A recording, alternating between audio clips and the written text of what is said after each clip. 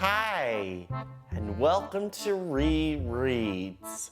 I'm going to be reading you a fantastic book called Mice and Beans.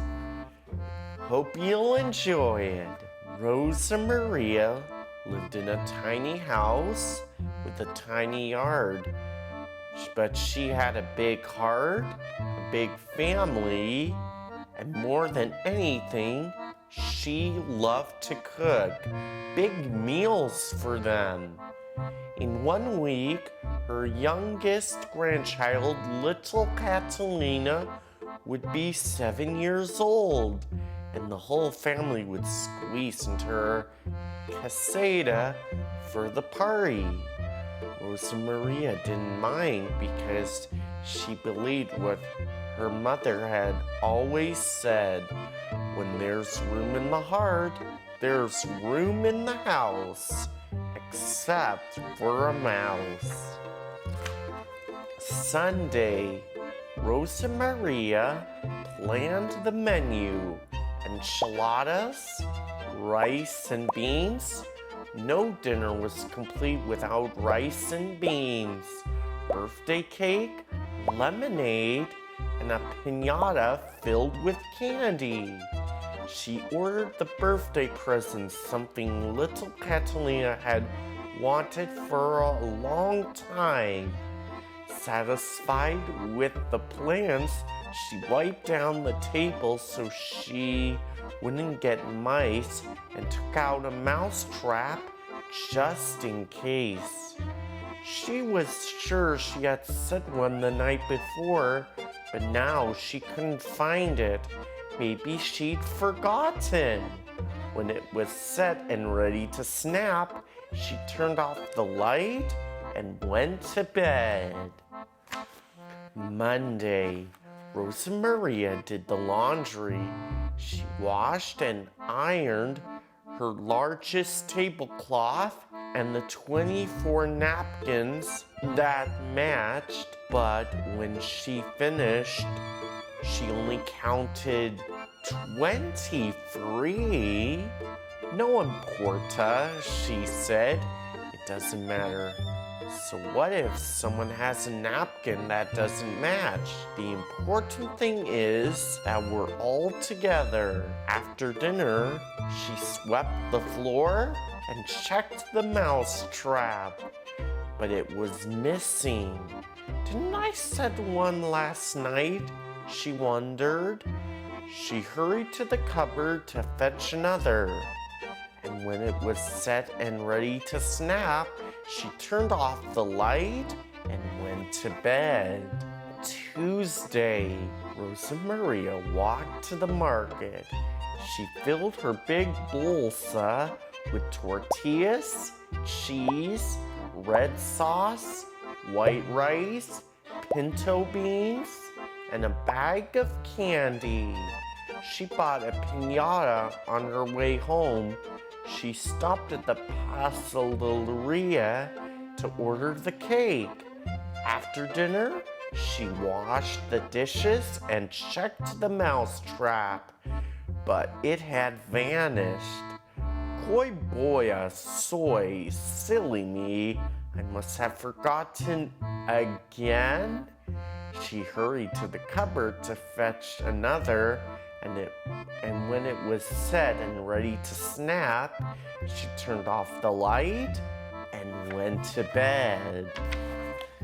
Wednesday, Rosa Maria prepared the enchiladas. She dipped the tortillas in red sauce, filled them with cheese, and rolled them into fat little bundles. She noticed the piñata was missing a few feathers. No importa, she said. Those feathers won't make a difference to the children when the piñata is filled with candy. After dinner, she mopped up the sauce and checked the mouse trap, but it was gone again. I am so busy But I'm forgetting to remember, she cried. She hurried to the cupboard to fetch another. And when it was set and ready to snap, she turned off the light and went to bed. Thursday, Rosa Maria simmered the beans. She searched for her favorite wooden spoon, the one she always used to cook frijolitos, but she couldn't find it. No importa, she said. The beans will taste just as good if I use another spoon. She added water all day long until the beans were plump and soft. Then she scrubbed the stove and checked the mousetrap, but it was nowhere in sight. Celios, she said, heavens, where is my mind? She hurried to the cupboard to fetch another, and when it was set and ready to snap, she turned off the light and went to bed. Friday, Rosa Maria picked up the cake and 7 candles, but she hadn't been able to find her big bolsa before she left. No importa, she said. I'll carry the cake in one hand and the candles in the other. Tomorrow was the big day. Rosa Maria knew she mustn't forget anything, so she carefully went over the list one last time. After dinner, she wrapped the cake and checked the mousetrap. She couldn't believe her eyes. No mousetrap! Thank goodness, I've got plenty. She hurried to the cupboard to fetch another, and when it was set and ready to snap, she turned off the light and went to bed. Saturday, Rosa Maria cooked the rice as the workers assembled little Catalina's present. She set the table and squeezed the juiciest lemons from her tree. Let's see, she said, feeling very proud. Enchiladas, rice, and beans. No dinner was complete without rice and beans, birthday cake, and lemonade. I know, I have forgotten something. But what? The candles. She only counted 6. No importa, she said. I will arrange the 6 candles in the shape of a 7, and little Catalina will be just as happy. Now, everything is ready. But was everything ready? That afternoon, Rosa Maria's family filled her tiny casita. They ate the enchiladas and rice and beans. They drank the fresh squeezed lemonade and they diverted the cake. Little Catalina loved her present, a swing set. And after every cousin had a turn, they chanted, La Piñata, La Piñata. They ran to the walnut tree and threw a rope over a high branch. Whack, whack. Little Catalina swung the piñata stick. Wait, cried Rosa Maria as she remembered what she'd forgotten. But it was too late. Crack! The piñata separated and the children scrambled to collect the candy. How could that be? Rosa Maria puzzled. I must have filled it without even realizing. She laughed at her own forgetfulness as she hugged her granddaughter and said, Feliz cumpleaños, my little Catalina. Happy birthday!